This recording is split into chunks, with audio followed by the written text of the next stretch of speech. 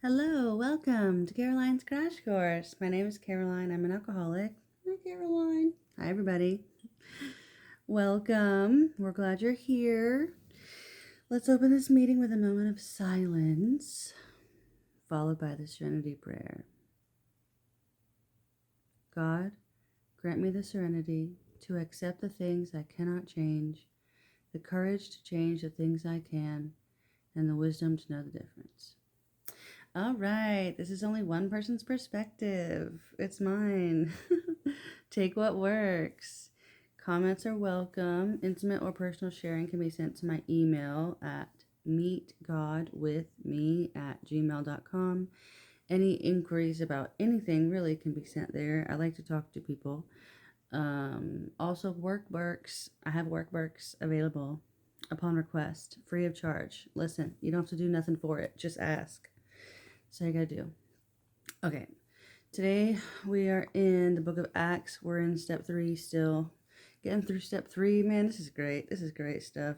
Today's topic is discovering God, which we need that.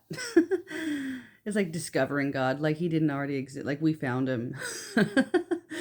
That's kind of arrogant. All right. Well, we're in the book of Acts. We're in Acts chapter 17, verses 23 to 28. I'm going to start at 22 because 23 is like right in the middle. It's of that. I don't know. Anyway, so we're going to read Acts chapter 17, verses 22 through 28. It just makes more sense to me. Okay, so Paul standing before the council with an asterisk. The council, so we're talking about Mars Hill, which is like the Greek here reads in the middle of Areopagus. I'm not sure how to pronounce that. It's a huge rock formation where they would hold trials. So anyway, he's standing at the before the council, addressed them as follows: Men of Athens, I notice that you are very religious in every way, for as I was walking along, I saw your many shrines, and one of your altars had this inscription on it, quote, to an unknown God, end quote. This God whom you worship without knowing is the one I'm telling you about. Ooh, this God whom you worship without knowing is the one I'm telling you about. That's interesting to me just because it doesn't say without knowing him or who he is. It just says without knowing, like you're worshiping without knowing. I think everyone has the conviction within them. Whether they listen to it or not is another story, but everyone was created with this conviction in them. And whether we know it or not, sometimes we are worshiping a God. Sometimes it's not the God he's talking about, but we are all worshipers, right? And we worship things without knowing. Okay, just to keep that in your heads. So, to an unknown God. This God whom you worship without knowing is the one I'm telling you about. He is the God who made the world and everything in it. Since he is Lord of heaven and earth, he doesn't live in man-made temples, and human hands can't serve his needs, for he has no needs. He himself gives life and breath to everything, and he satisfies every need. That's interesting that human hands can't serve his needs because he has no needs.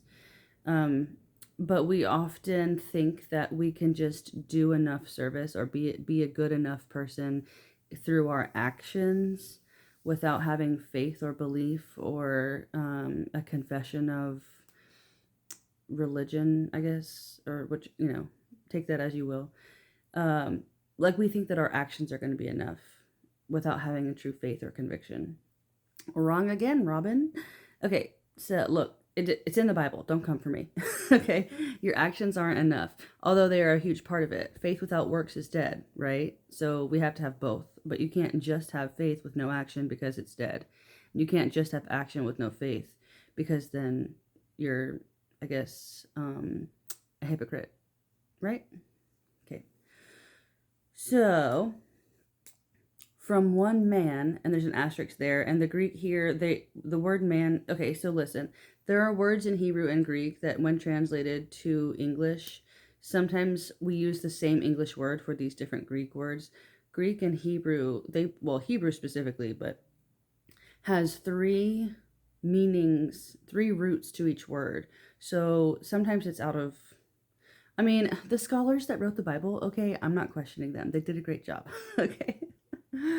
That like translated it, but sometimes when you're thinking, if you're translating it literally, it doesn't make sense. But if you translate it like metaphorically or spiritually in the different like connotations that the words could mean, it makes more sense. So anyway, in here, there's an asterisk. I didn't put it there. The person who wrote this put it there. From one man, the asterisk here means from one blood. So that's the Greek. That's what they mean in Greek when they say man in this context. In other areas, it means something else. From one man, or from one blood, he created all the nations throughout the whole earth.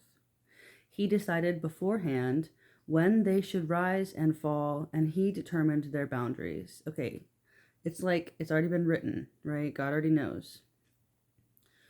His purpose was for the nations to seek after God and perhaps feel their way toward him and find him. So we're like trying to find God, right? God's not lost. We are. We have to feel our way towards him. Though he is not far from any one of us, for in him we live and move and exist. As some of your, there's an asterisk there that also means our. There is just different translations. So as some of our own poets have said, we are his offspring. And I will just follow this through to 29.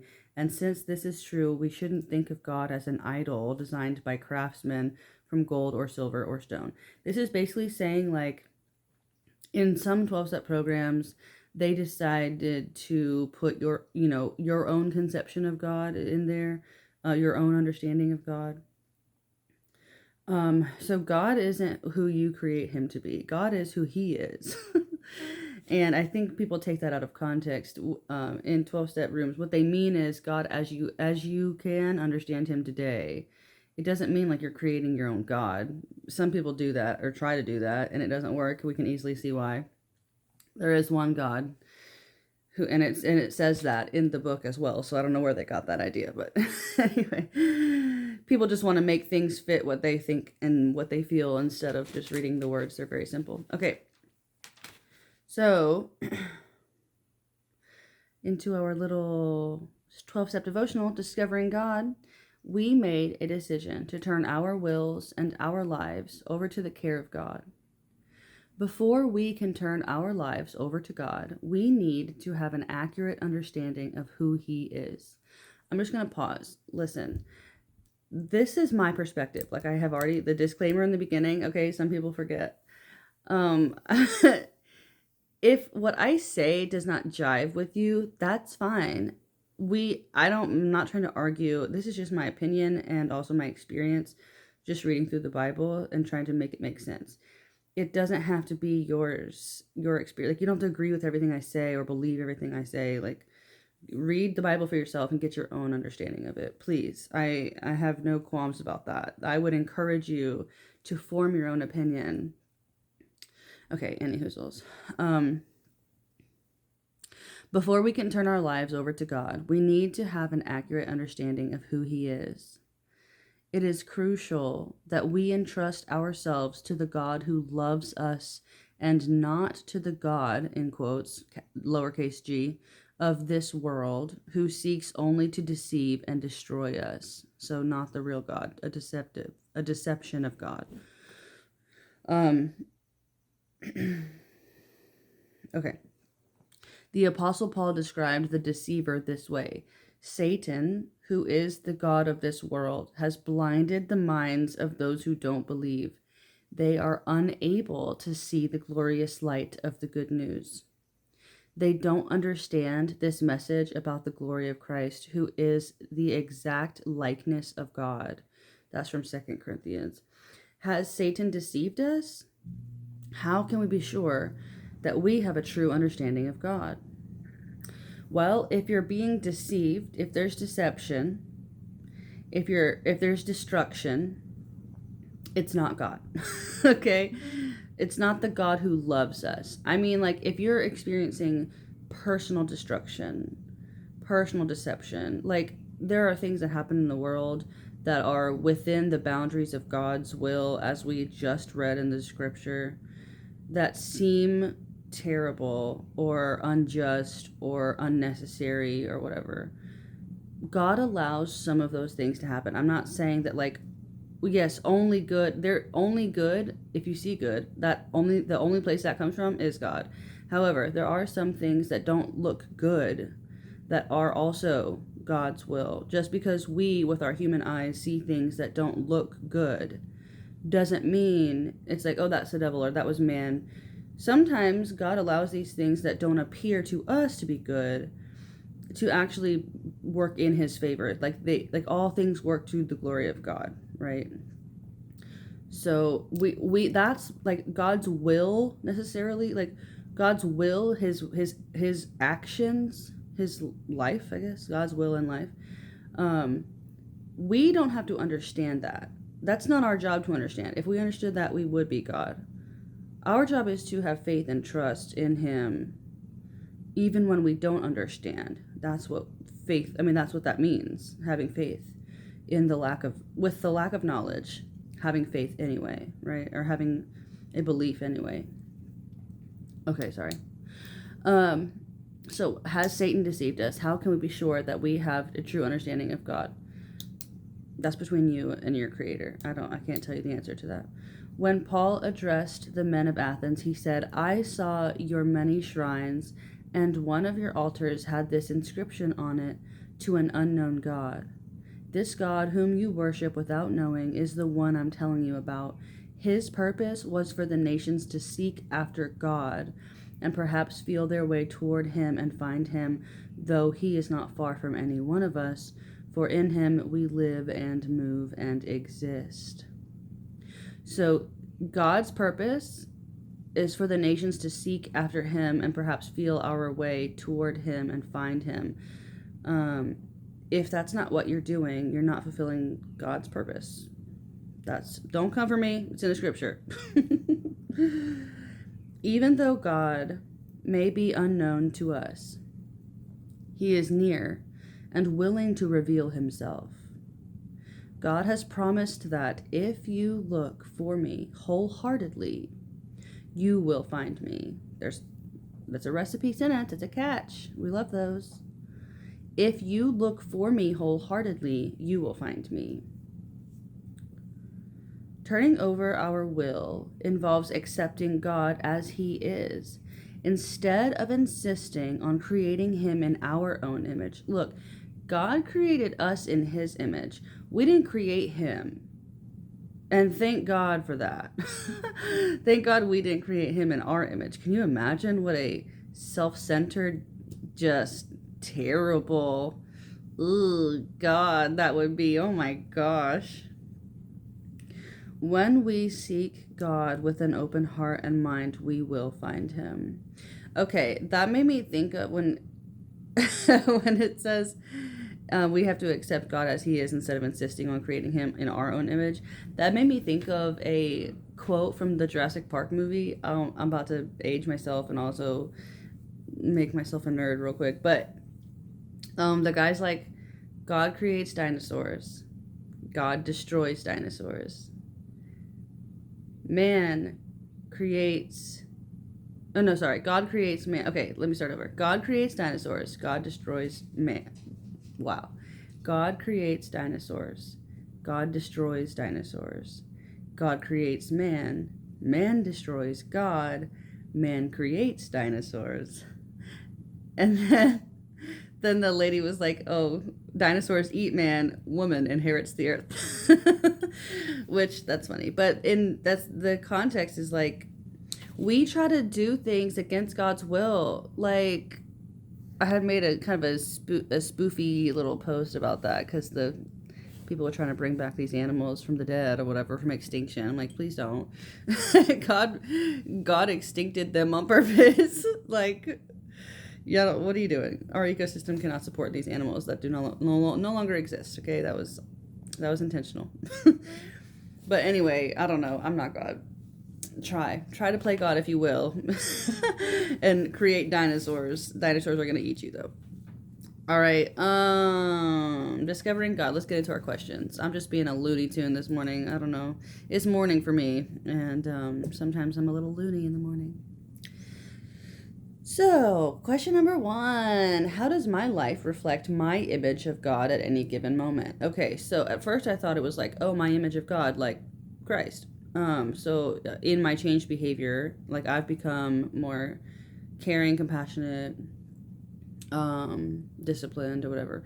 And then I thought, well, maybe they mean like my image, like what I've created God to be. So it depends on what I'm worshiping, right? Like, yes, the image of God as in the Christian God, my behavior has changed. I have a brand new outlook on life, on myself, on God, on other people. I'm a recreation. I'm a brand new person compared to what I was before. But I put things in place of God. What the things that I worship, or I'm religious about, or am obsessive about, those things generally will take precedence, just in general, not just in my life, but in general in people's lives. The things that you put first or in the center, the things that you're obsessed about, that thought you can't get rid of, right? Or that thing you can't stop thinking about, whatever.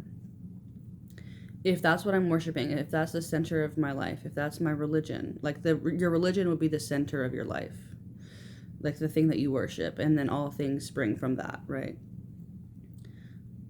If I put something in the way of God or in place of God, you will easily be able to tell because that thing is not God, and there will be destruction and deception that follows from that, right? Okay, number 2, how do I define the word surrender? So I wrote to stop fighting or to give into.